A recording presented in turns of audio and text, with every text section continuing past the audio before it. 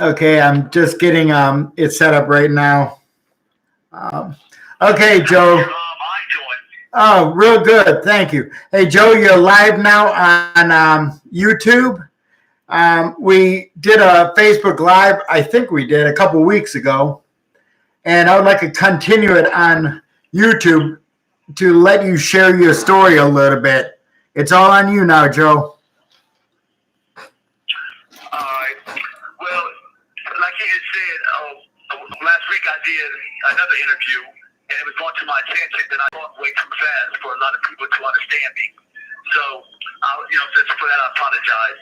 But I need people to understand that I talk fast because I have a bad stuttering problem. And if I slow down, I start stuttering real bad. So I had learned a long time ago that people that stutters, if they sing or they rap or they do anything like that, or anything that poems, like there's a rhythm to it. If they sing fast, they rap, they don't stutter. So I use that same concept in the way I talk. If I slow down, I stutter. But if I do it with a rhythm and a fast pace, I don't stutter.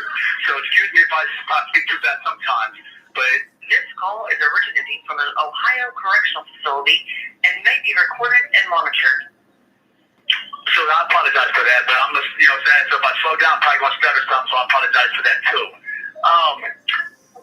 Last time I tell you guys, about my story about why I'm in prison, and I would like to focus a little bit more on that. Like, I came to prison, I turned 17, August 15th. I came to prison in September, 1 month later after my 17th birthday. And it all started out as a night of having fun. We go over to these girls' house, like I told you last time, and the girls wanted drinks, and we couldn't afford them. And, we went out and was planning on doing a beer run. My co-defendant ended up robbing the store for some liquor and some cash. I didn't want to go in. I parked down the street. I was a driver. I was 17 years old, and we took, it was all over some beer for some girls that we both too ashamed or too embarrassed to tell them that we didn't have the money to buy it for them. So it was just a good night that turned out bad. And when I was in, it turned into a high-speed chase, and I was put in jail. I was put in juvenile. Why in juvenile? I saw the 2 guards because I was scared of coming to prison. I've been through a lot of scare straight programs when I was a kid and whatnot. And the only time thing you ever heard about kids going to prison is what? They come to prison, they get raped, and this and that you see on TV or you hear scare straight program. Well, that was me. I was that young white kid that was in the juvenile detention center with Nicky bound over, and I got scared because all the things I've ever heard about young men coming, young guys, kids coming into our systems. So I tried to escape. In the process of escaping, 2 guards got hurt. 2 of the juvenile guards got hurt. Either one of them didn't deserve it. I never intended for either one of them to get hurt. But in the process of them doing their job, trying to protect the facility and not let nobody escape, I ended up getting both the guards got hurt very bad. And I ended up escaping for 3.5 hours. I was in Springfield, Ohio. So it was in Springfield, Clark County. I got away for 3.5 hours. My grandmother was telling on me where I was at, so they came, the helicopters, the news media, and all that. They came and snatched me up, took me back. In the end, I was charged with complicity, aggravated armed robbery for what I originally was involved in to get the beer that night. That got me in jail, and because they said even though I didn't go in the store, even though I didn't have a gun, that I was still just in guilty because I drove that car that night. So. And now I got some new charges on me with the 2 counts of blunt assault and escape. I had a lawyer that the court appointed to me, and he told me it was best for me to cop out. At 17 years old, I don't know nothing about the law. My family don't know nothing about the law. So I copped out. They gave me 10 to 25 for 1 blunt assault, 8 to 15 for other blunt assault, 8 to 15 for the escape, 8 to 15 for completely aggravated robbery I was already in jail for, and a 3-year gun spec. And they ran everything wild and gave me 32 to 70 years in prison when I was 17 years old. I just turned 42 years old this month on the 15th. I've been in prison 26 years now, and never have I committed a crime as an adult. Not one time in my life have I committed a crime as an adult. I've never killed nobody. I've never attempted to kill nobody. I've been in prison 26 years to this day for what I did when I just turned 17 years old.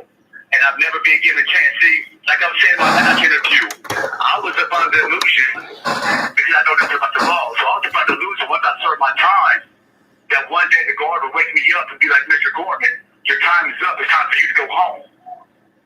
So all these years, I've just been waiting for my time. I've been ignorant to the law, to the system, to the parole board all these years. And I watch all these guys. This call is originating from an Ohio correctional facility and may be recorded and monitored. I watch all these guys come and go home, go home and come back. And I've always wondered, when they ever go to my door and say, Gorman, it's time for you to go home. And every time I go to, I've been to the parole board 5 times. The first time I went to the parole board was in 08. They gave me 2 years. Because I believe I deserve to be in prison, I would take responsibility for my crimes.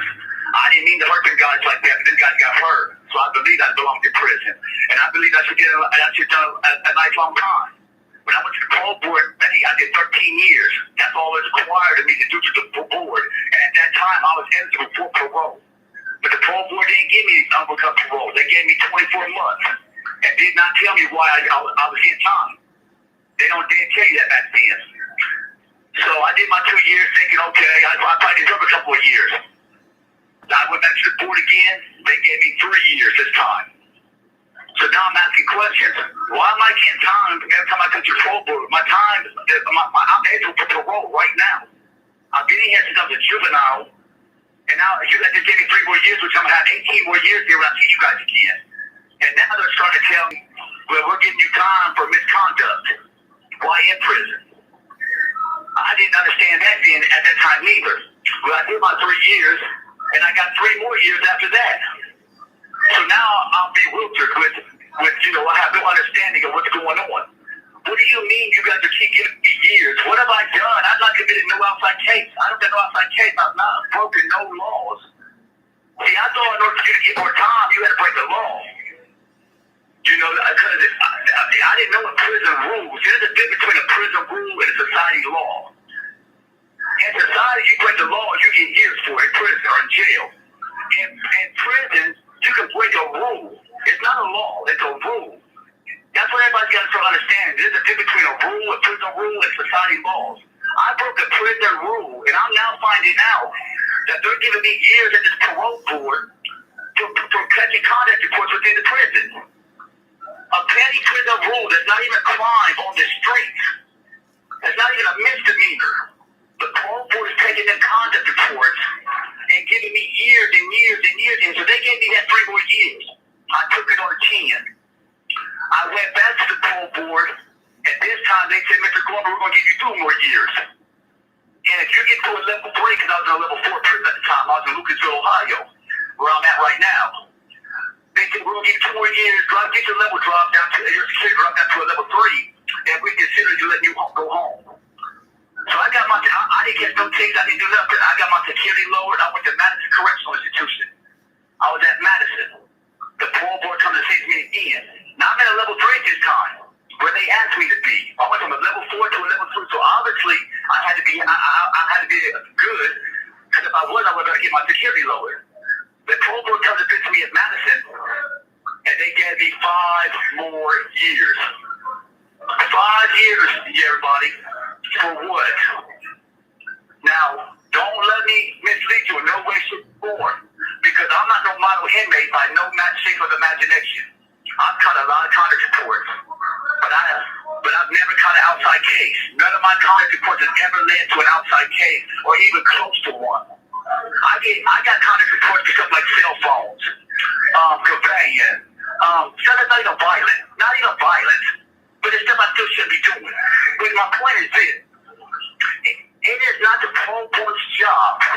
It is not the parole board's job to take misconduct within the prison and give me years in prison for it. They're giving me years in prison for breaking a petty prison rule. Now, I have a hard time articulating certain things, so I'm going to try to articulate this the best I can. The difference between a rule and a law. See, the prison rules they have within the prison that make us obey by, otherwise the prison would be wild. Well, if you break these prison rules, they have a court within the prison called the RIB, Rules Infraction Board. You go to the hole, you get that ticket. You go to RIB, and they sentence you anywhere between 1 to 15 days in a hole, or if the ticket's serious enough, you would go to a long-term hole, which is where I'm at now. I'm in 4B. I've been here for 15 months. I got 3 more months to go, and I'll get out. And, okay, so therefore I'm being punished for that ticket. I'm going to get my time in a hole. I've been my time in 4B. I'm getting punished for that ticket. Now the parole board will wait till you go back before them years later, and they will re-give you time in prison for that exact same ticket that the RIB just had me in a hole for. So the parole board essentially is doing the RIB job over again. People, it is not the parole board's job to rehear that ticket and give me years in prison for it. It's not a law that was broke. It was a prison rule. And it was the RIB's job to sentence me to it, and they did. And I did my punishment. Now the parole board is taking upon themselves years later to bring these same tickets that I already suffered the consequences for, and give me years and years and years in prison for these same conduct reports. I know I'm beating a dead horse here by keep repeating it, but I need people to really understand. This call is originating from an Ohio correctional facility and may be recorded and monitored. If I have not committed a crime, or these misconduct reports have not led to an outside indictment, how is the parole board possibly allowed to give me 2 years, 3 years, 3 years, 2 years, and now 5 years? I could have outside cases and got less time than what these people are giving me. And I know I should be catching conduct reports, period. I understand that. And it's easy for people to say, just lay down, Joseph, and don't catch no conduct reports and maybe you'll go home. And I understand that too. But you're still overlooking the fact that the parole board is not allowed to be doing this. They're going outside the guidelines in order to get this off. And I did in my last interview, and I researched to make sure I was correct.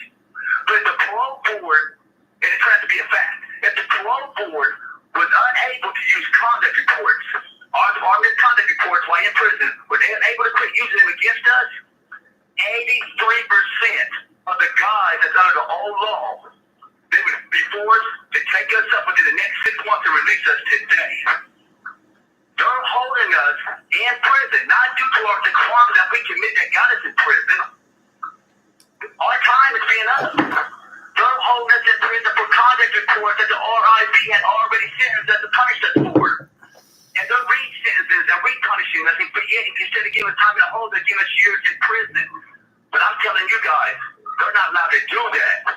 So we have to get a hold of the director and force her to understand what the difference is between conduct reports and RIB handling that, and that's their job, and if the parole board's coming in and rehearing that exact same ticket to give us years in prison for it. You know, we got to make her understand that that's what they're doing. Because I don't think she's understanding, Ms. Smith, the new director, I don't think she's understanding that. And she needs to understand that the parole board is held accountable, and they're no longer allowed to do what they're doing. 83% of the guys under old law will go home today. That's what we're being held for. We're not being held for our crime. No, we're not being held for our time. Our guidelines and our time for what we sentence to is up.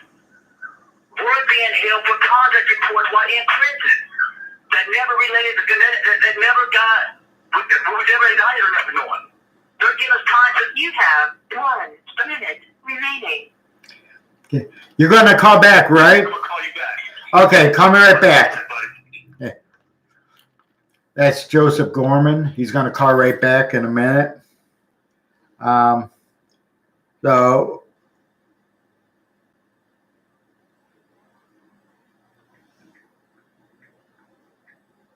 but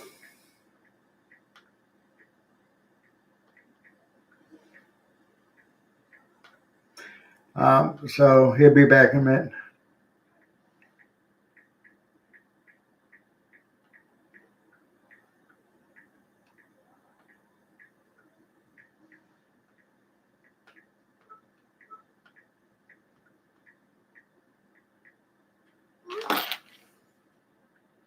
But he'll be calling back in a second. And then we're going to hear a little bit more about his situation and his ideals and what he thinks should be done regarding the parole board. because this is really a corrupt system and people are not given a fair chance. And they need to be. You know, here he is now. Whoops. It just hung up on me. Not sure why. But we're going to have to try it again and get this, get him back on there. So I'm not sure exactly what happened there. I hit the green button like I was supposed to. So we'll just keep trying. And he should be calling back in a minute. You know, so, and then he could finish his story with you. So at least I hope he can get through. Let me text his wife.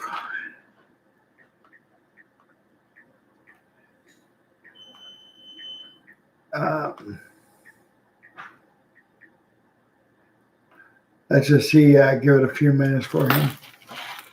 And he was locked up as a juvenile, as so many of the men and women have been. A lot of people don't realize. Here he is. Hello. This call is from a correction facility and is subject to monitoring and recording. Thank you for using GTL. Go ahead, Joe. Okay, thank you. Okay, so that's 80 to 3% of all the law inmates that would be released because we're only being held because due to misconduct reports while in prison. Nothing to do with our sentence. And isn't that the parole board's job, is to judge us on our crime that we committed to get us in prison and the time that we have served? That is what we are supposed to be judged by the parole board. Not our misconduct reports while in prison. As long as their misconduct reports does ever lead to an outside case, the parole board's job is not to judge us by our misconduct while in prison. That's the RIV's job, not the parole board. The parole board is overstepping their jurisdiction by even doing that. What is the point of having a parole board? If the RIV board, if the parole board wants them to do their job for them again over. Now, I know some people's wondering, what does old law and new law mean? Well, old law guys are guys that were sentenced and came to prison before 1996. That means we all have a tail. That means we all have to see a parole board. Anybody that was sentenced after 1996, they don't have to see a parole board. When their time is up, they go home no matter what. They can catch all the contact reports they want. They can get all the contact reports they want. They can act as crazy they want, as wild as they want. No matter what, they go home. This call is originating from an Ohio correctional facility and may be recorded and monitored. And then you got us guys that's under all law. If we get a contact report, we got to see the parole board. And as I just explained to you, when we see the parole board, they're going to make us do more extra time for the same tickets that the guys on the new law catch too. But they're not held accountable for the catching tickets. Tickets are the same thing as contact reports. But they're not held accountable because they're under the new law. So see, you got two sets of inmates in here that playing by two different sets of rules. The old law guys, we can't do nothing. Because if we catch a ticket of any kind, the parole board's going to see us and they're going to give us years in prison for it. The new law guys, they can do whatever they want, and no matter when their out date comes, they still go home. So how is it fair that the inmates are in prison for the exact same crimes, but yet we're playing by two different sets of rules? So therefore, I'll give you a small example. How do you be sitting at the kiosk machine typing? I'm under old law, mind my business, I don't want no trouble. But the guy that's done it, because I know if I get in trouble, I'm going to get more time at the parole board. But the guy that's under the new law, he's not under those sets of standards or regulations. He starts trouble because he wants one of the kiosk machine. And we get into a fight. Now, he's going home no matter what. But when I see the parole board, for defending myself, or entertain that fight, I got 2 years coming at the parole board. I got 3 years coming at the parole board. So see how he would put, you know what I'm saying, that see the difference? That these guys go home no matter what, they get all this contact reports they want. So that's not fair. So something needs to be done. If it ain't going to be, as far as quit letting the parole board use misconduct reports against us and give us years in prison, then something's got to be done between the difference between old law and new law. These guys are not held as responsible for nothing. We are held, and we're getting held responsible. We're getting taxed and taxed and taxed years in prison for these damn conduct reports. I just want everybody to take that number. 83% of old law inmates will go home today if the director told the parole board, go back and release everybody you all gave time to just for their conduct reports. Only the parole board went back and only gave those time and judged them on their crime and their time. Their crime and their time. 83% of us will be released right now. We can force the parole board to do that by putting pressure on the director. If you can't put pressure on her directly, then go to her boss, which is the governor. The governor is voted into office by the people. If we come together as one, stand as one, unite as one, and move as one, we can make the director put pressure on the director. We can make the governor do that. We can make the governor put the pressure on the director, and the director can put pressure on the parole board. And the channel we got to go through, but if we all come together and quit bickering and fight about whose organization is better than whose, and who's got better ideas, and fight for what law, this law, and just come together for the better good of humanity, and all of us show our friends and family show up down there at the courthouse and say, and we'll be heard then. We'll be heard if we unite as one. See, we keep fighting for, we all fight for the same thing, but we're going different angles and different avenues to get there. We're all for the same goal, but we're taking different routes to achieve that goal. But if we all give the same path, one road, and we all unite as one, if it's for one day of a week, man, we would make so much noise in Columbus because there would be so many of us. And that's all we got to do is start focusing on what's important. Not all the little stuff, but what's important. The importance between old law and new law. The importance between the program must stop being the conduct report the inmate to hold in prison. And then you got the juveniles. I've been in prison since I was a juvenile. I'm 42 years old. They say, there's going to be change done for the juveniles. How did they expect us to go in here, come to prison, we're 16 and 17 years old, and they don't let us out until I'm 45, 50 years old, and they expect me to be a productive member of society? What are we supposed to do? Prison don't have no schooling. Prison don't have no college. Prison don't have trades no more. Prison don't have college or nothing no more. We don't have nothing. If you're in level 3 or level 4 or level 5 prison, we don't have nothing to give us any kind of skill set to go home to, and they're not even releasing us until we're 45, 50 years old. How, as juveniles, you're going to put us in prison with 16, 17? It's true, we belong here. Most of us did something to belong in prison, and I'm not fighting that. I deserve to come in prison, I deserve my time. But now I feel like I'm being held hostage. I've been held too long now.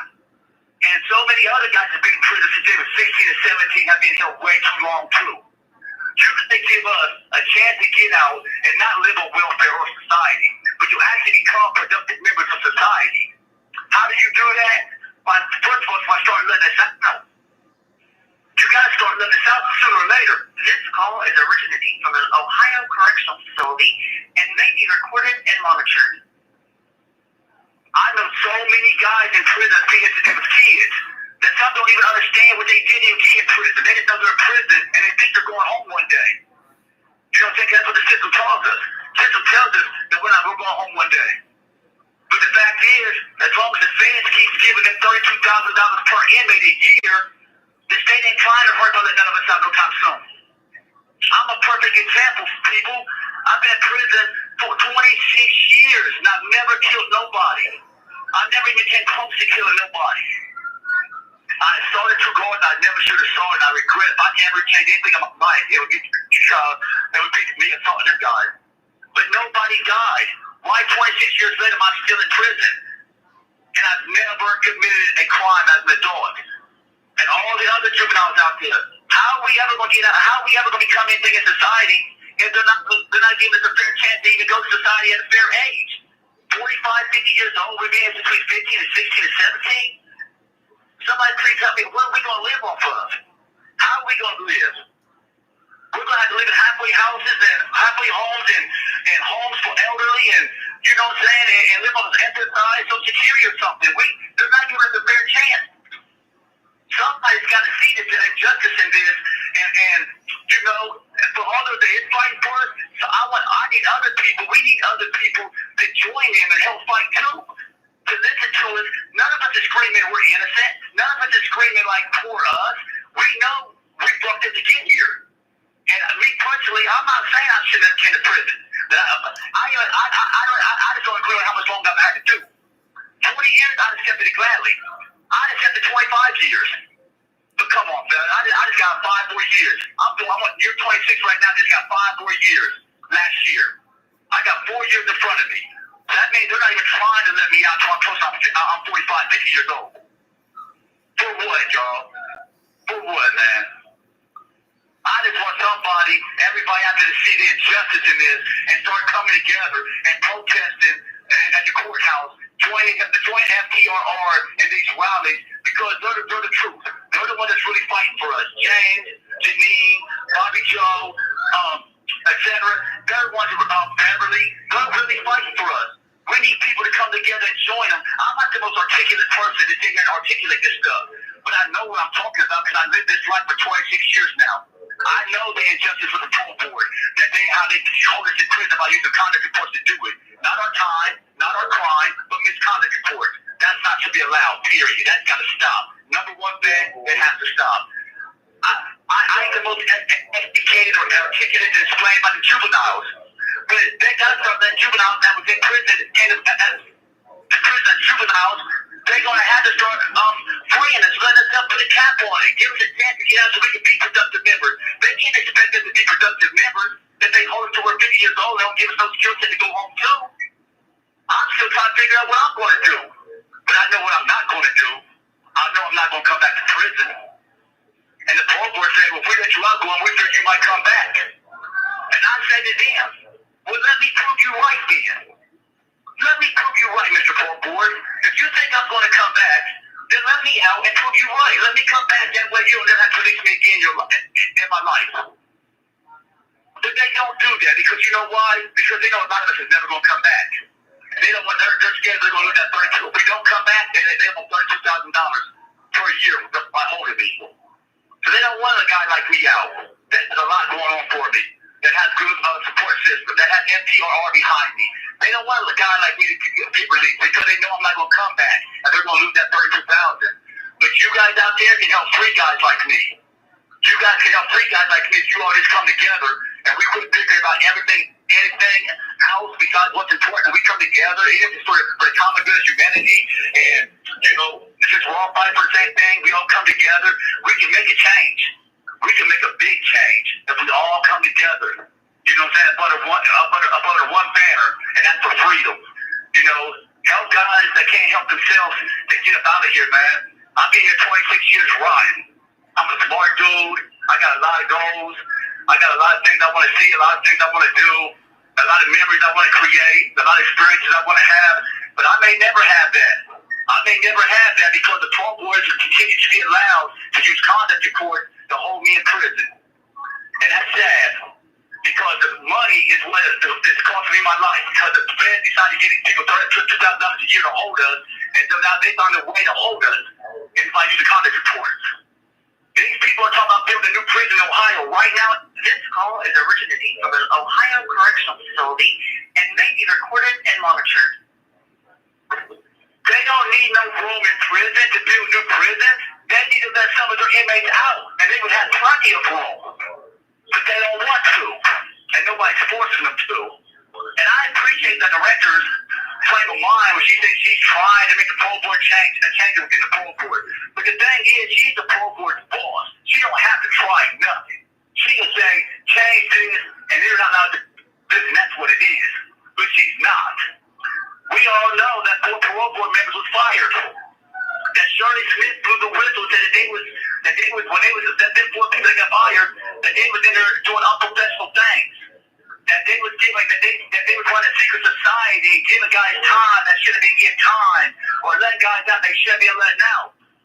every time I ever went to the parole board, them same 4 members that got fired, that was let go, was at my parole board hearing. I think I was a victim of that secret society. Because I'm poor white trash, that I had nobody to send me, that they didn't feel that they had to let me out, nobody was ever going to say nothing. They never knew that one day I might join up with FTRR, or I might meet a woman that was part of FTRR, and it's going to change everything. Now I got somebody that's going to represent me. So they might not get that off so easily. But how about all the inmates that was victims of them 4 parole board members that got fired? You have 1 minute remaining. How about their misconduct people? How about them 4 members that was keeping guys in prison that shouldn't be in prison, giving them years and years, and even Shirley Smith said herself, for being unprofessional, running a secret society? Why don't we file a lawsuit on parole board for all the innocent victims that them 4 members had put their ear to, and guys are still in prison behind that, no misconduct? Can we do that? Something's got to be done to them 4. They can't just go unchecked. 4 members is unprofessional, did unprofessional things. Shirley Smith blew the whistle on it, and they've now had no consequences for it. They're inmates in prison right now because of their conduct. And I believe I'm one of them. We're going to do a follow-up in a couple weeks, okay? Huh? You want to call back? This call is originating from an Ohio correctional facility and may be recorded and monitored. You want to call back? I'll call you back one more time, James. Okay. Okay, he's going to call back in a minute. And, you know, it's good to hear from these guys. You know,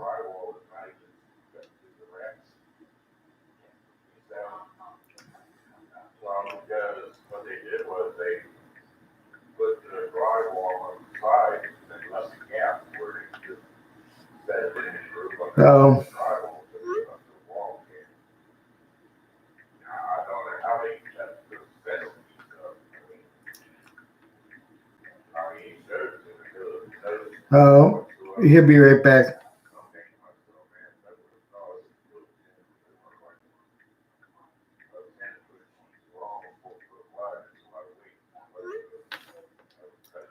So,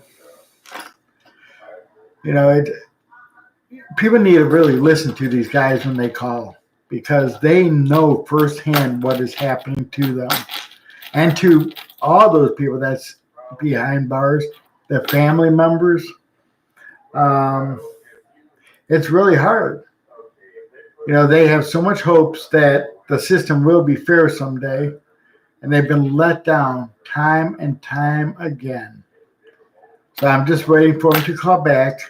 If he's not able to, we'll put him on another time. But he wanted to call at least one more time. And really, I want to hear everything he has to say, because he was a juvenile locked up. I don't know if he was 15, 16, or 17. Either way, children should not be locked up.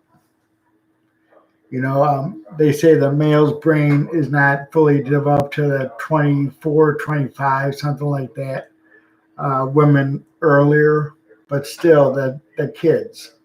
He's never had a childhood.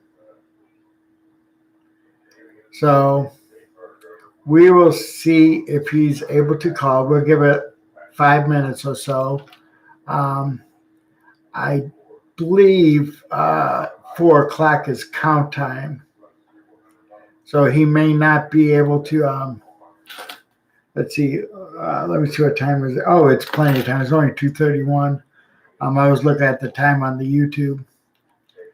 So you know, so just be patient. Let's see if he can make it and make it back. If not, we'll just do it one more time in the future.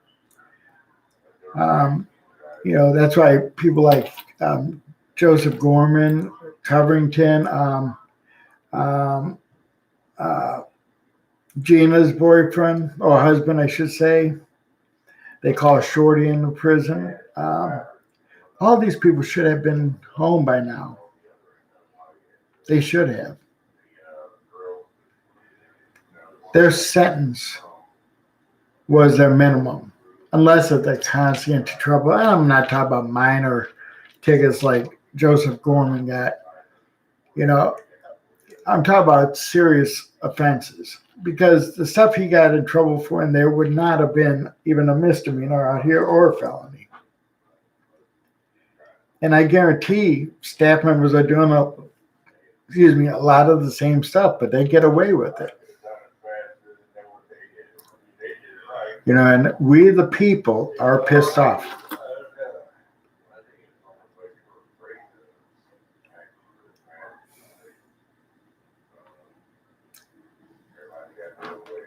But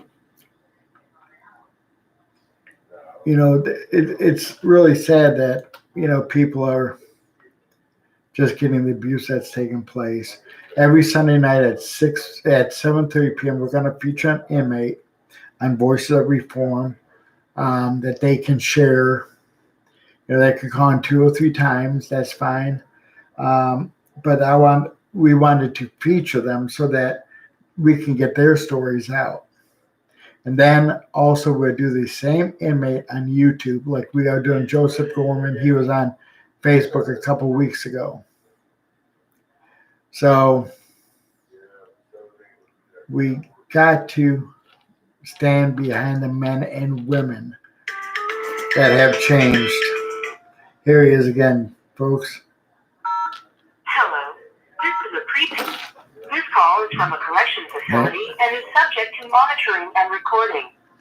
Thank you for using GTL. Okay, Joseph. Yeah, you there? Okay. Before I go any farther, yes, I'm here. Can you hear me, guys? Yes. Okay. Did you hear me? Can you hear me, James? Yes, I can hear you loud and clear. Can you hear me? Okay. Okay. Before I go any farther, I would like to take a real quick moment out to say rest in peace. Say rest in peace. Big John Parati.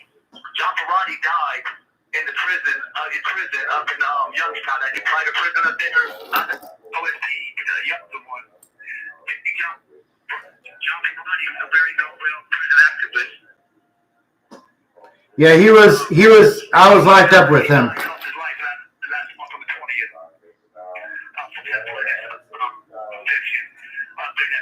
For a guy to fight his whole life to get out of prison and had to die in prison, I find it very touching. So for everybody that knows me and people that also the prison activists, rest in peace to Big John Parati. And I also want to point this out as far as myself I go. I've had 2 co-defendants. My co-defendant first was on a robbery that we committed when I was juveniles. His name's Chris Davis, and he went home. This call is originating from an Ohio correctional facility and may be recorded and monitored. On the 2 fronts of this game, I had a co-defendant, Mike Fry, Officer Springfield. He got sentenced 21 to 45. He also went home in 2006. So I don't have no co-defendants. Everybody that went home, I'm the only one that's still home. And I know I should be catching conduct in court, so I take responsibility for that. But I also know the parole board is supposed to give me time for him. That's ORP's decision. How to punch me on that. It's not Thursday. But I'm not just about, it ain't just about me no more. It ain't just about, what y'all quick get the kid just lay down. It's not about that. It's also about all the guys that's also being held on conduct report. Well, how about all the guys after us that's going to come up here shortly, and they're going to be put in prison for this kind of conduct report. So there's so many of us being held in prison. So it's not just about me. We need people to fight for all of us. You know what I'm saying? That to make this rule right. You guys, anybody with common sense knows that you got a court in a prison called the RIP Protection Board, and their whole job is to hear our ticket and then give us consequences for it. But that's their whole job, and there's no need for the parole to take over to rehear that ticket. Otherwise, as I said earlier, there'll be no need for RIP. So we need to make the whole team accountable for that.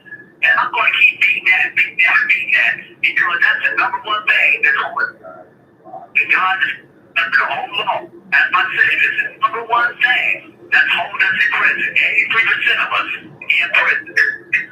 Is that the parole board is being unchecked by the director or by the governor to hold inmates in prison, not because of the crime or the time, but because of the conduct the court can cover did while in prison.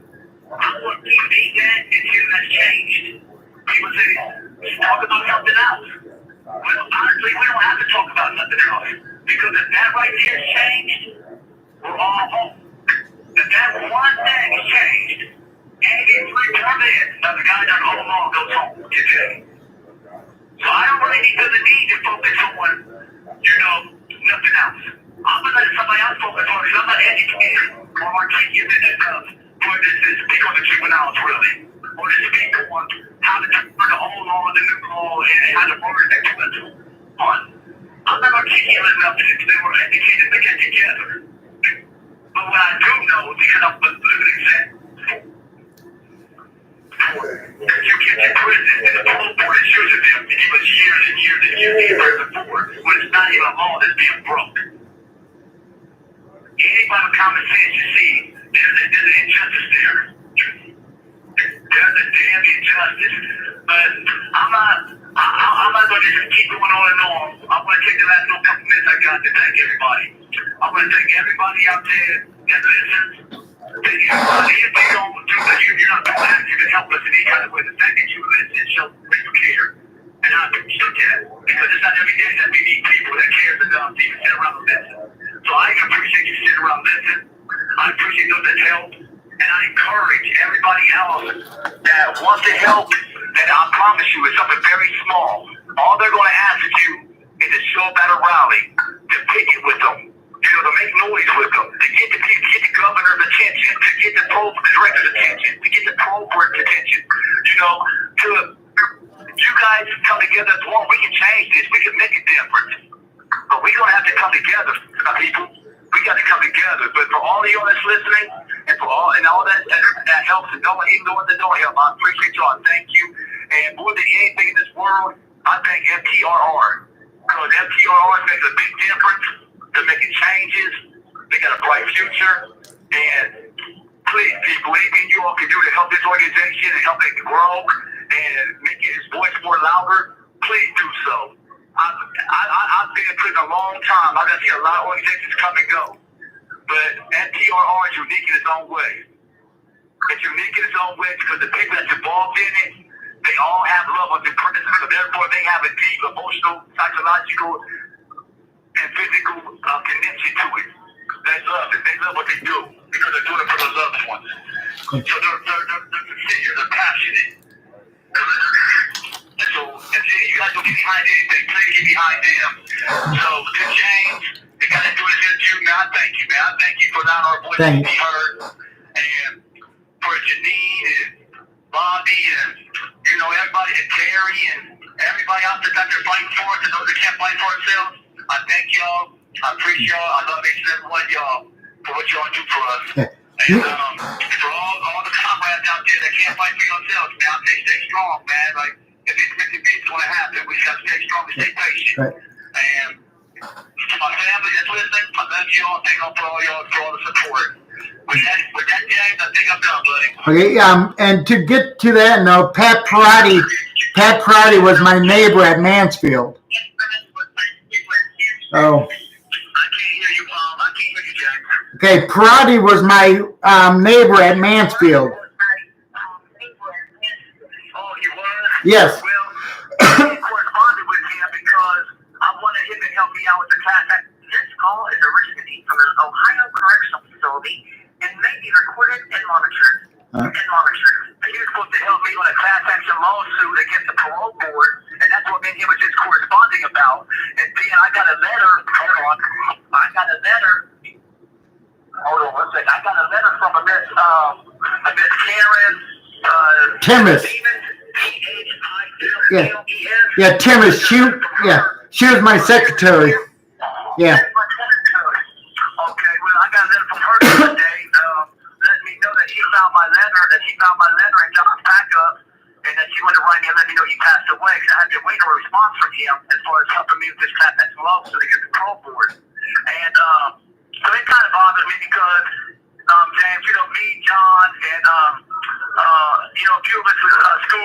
grew up in here. You know, I've always known John. I know John has always been a strong present activist. He's won a lot of big losses in the system.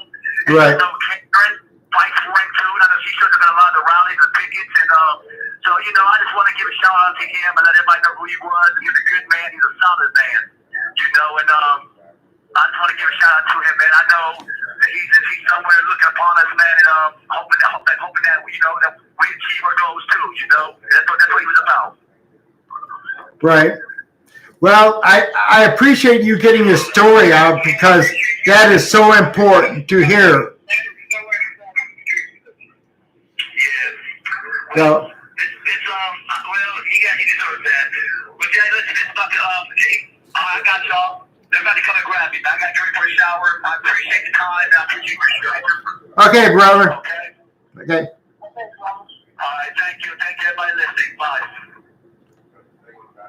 That's Joseph Gorman, everyone. He's at Lucasville.